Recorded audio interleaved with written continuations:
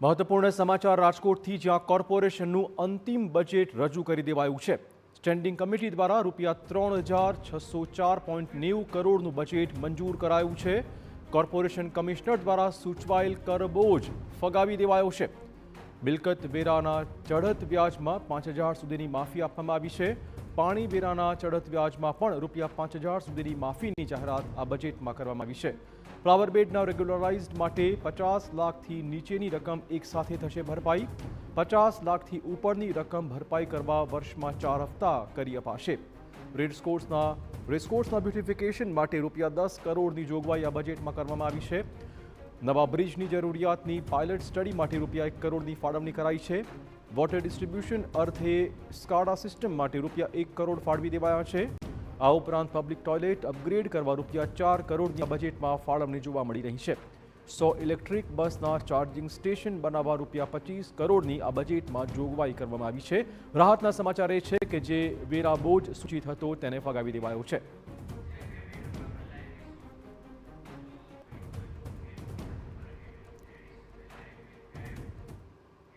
આ મુદ્દે વધુ વાત કરવા જોડાશે રાજકોટથી અમારા સંવાદદાતા મોહિત। ખાસ તો જે વેરા બોજ સૂચિત હતો તેને ફગાવી દેવાયો છે, લોકો માટે એક મોટી રાહત।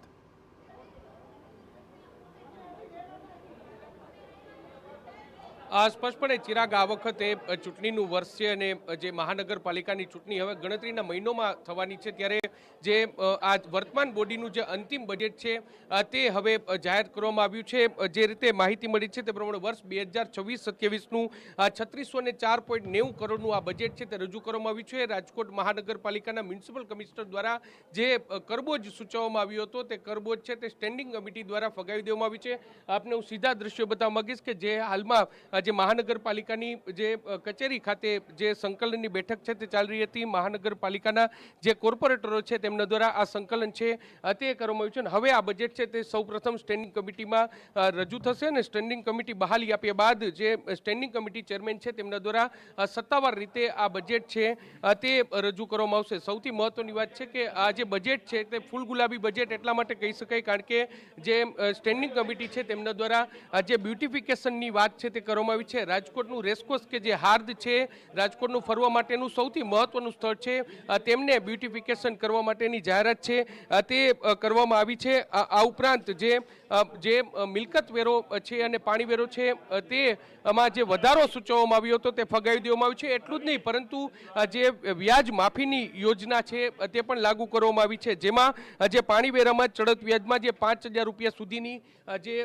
જે વાત છે તે કરવામાં આવી છે ને આ ઉપરાંત જે મિલકત વેરામાં પણ ₹5000 સુધીની વ્યાજ માફીની જાહેરાત છે તે કરવામાં આવી છે। બિલ્ડરો માટે આ વખતનું સૌથી મહત્વનું બજેટ કહી શકાય કારણ કે જે 50 લાખથી વધારે જે મિલકત વેરામાં જે ફ્લાવર બેડને લઈને જે વ્યવસ્થા છે તે કરવામાં આવી હતી તેમાં નીચેની રકમ ભરપાઈ 50 લાખથી નીચેની રકમ એકસાથે ભરપાઈ કરવાની રહેશે। આ ઉપરાંત 50 લાખથી ઉપરની રકમ હોય તો એક વર્ષમાં 4 હપ્તામાં ભરપાઈ કરવાની રહેશે અને તે ખૂબ જ મહત્વની અને અગત્યની યોજના એટલા માટે છે કારણ કે ફ્લાવર બેડનો વિવાદ છે તે ઘણા સમયથી હતો।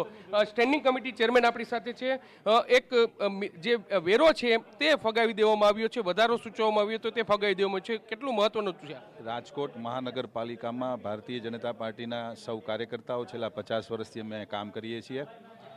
રાજકોટની પ્રજાને કોઈ પણ જાતના કરબોજો ન પડે એના માટે રાજકોટ મહાનગરના અમારા અધ્યક્ષ ડૉક્ટર માધવભાઈ દવે અને પ્રદેશ ભારતીય જનતા પાર્ટીની સૂચના અનુસાર તમામ કરબોજો આજે નામંજૂર કરીએ છીએ અને નવી યોજનાઓ રાજકોટના લોક ઉપયોગી યોજનાઓને આજે અમે લોકોએ આજની સ્ટેન્ડિંગ કમિટીમાં મંજૂર કરીને બજેટને મંજૂર। બિલ્ડરોને એક મોટી ભેટ આપવા જઈ રહ્યા છો, શું કહેશો, શું આ યોજના છે? ખાસ કિસ્સામાં જે BU સર્ટિફિકેટ જે આપવાના હતા એમાં જે રાજ્ય સરકારે જે નિયમો બનાવ્યા હતા, જે ફીસ નક્કી કરી હતી, એ ફીસના જે ઇન્સ્ટોલેશન 4 હપ્તા એટલે કે એક વર્ષની અંદર એને 4 પાર્ટની અંદર એને પૈસા ભરી દેવાના, ત્યારબાદ અમે કમ્પ્લીશન સર્ટિફિકેટ આપશું। રાજકોટનું હાર્દ રેસકોર્સને બ્યુટિફિકેશનની જે વાત છે તે કરવામાં આવી। ગુજરાતનો સૌપ્રથમ દિવ્યાંગ પાર્ક એ રેસકોર્સની અંદર અમે આપવા જઈ રહ્યા છીએ। દિવ્યાંગો માટે પણ રાજકોટમાં એક ગાર્ડન હોવું જોઈએ, પાર્ક હોવો જોઈએ, એ રેસકોર્સની અંદર નવા નાણાકીય વર્ષની અંદર અમે બનાવવા જઈ રહ્યા છીએ. સ્પષ્ટપણે એટલે અલગ અલગ જે યોજનાઓ છે તે રાજકોટના રેસકોર્સને બ્યુટિફિકેશનની યોજના હોય, આ ઉપરાંત જે મહિલાઓ માટે પણ કેટલીક અગત્યની યોજનાઓ છે તે જાહેર કરવામાં આવી છે.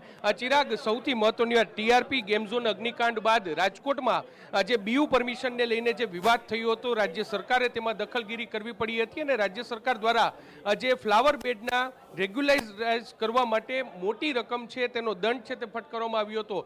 પરંતુ તેની વચ્ચે જે સ્ટેન્ડિંગ કમિટી દ્વારા જે અંતિમ બજેટ રજૂ થવા જઈ રહ્યું છે તેમાં એક મોટી રાહત છે તે કરવામાં આવી છે, જેમાં 50 લાખથી વધારે કોઈ બિલ્ડરને દંડ હોય તો તેમને એક જ હપ્તામાં આ રકમ ભરવાની રહેશે, પરંતુ 50 લાખથી વધારે રકમ કોઈ હોય તો તેના એક વર્ષમાં 4 હપ્તાની રાહત છે તે આપવામાં આવી છે, જે બિલ્ડરો માટે અને ખાસ કરીને રાજકોટના રિયલ એસ્ટેટ માટે આ ખૂબ જ મહત્વની જે યોજના છે તે કહી શકાય. હાલમાં જે સ્ટેન્ડિંગ કમિટીમાં આ અંતિમ બજેટ છે તેને બહાલી આપવામાં આવશે ને ત્યારબાદ સ્ટેન્ડિંગ કમિટી ચેરમેન છે તેમના દ્વારા સત્તાવાર રીતે જે યોજનાઓ છે તે લાગુ કરવામાં આવી છે તેની જાહેરાત કરવામાં આવશે. જી બિલકુલ, ધન્યવાદ મોહિત તમામ જાણકારી બદલ. તો જે સૂચિત વેરા બોજ હતો તેને ફગાવી દેવાયો છે. રાજકોટના લોકો પર આ બજેટમાં નવો કોઈ કરવેરો ઝીંકવામાં નથી આવ્યો. આ ઉપરાંત શહેરના વિકાસ માટે વિવિધ યોજનાઓ માટે બજેટ ફાળવવામાં આવ્યું છે.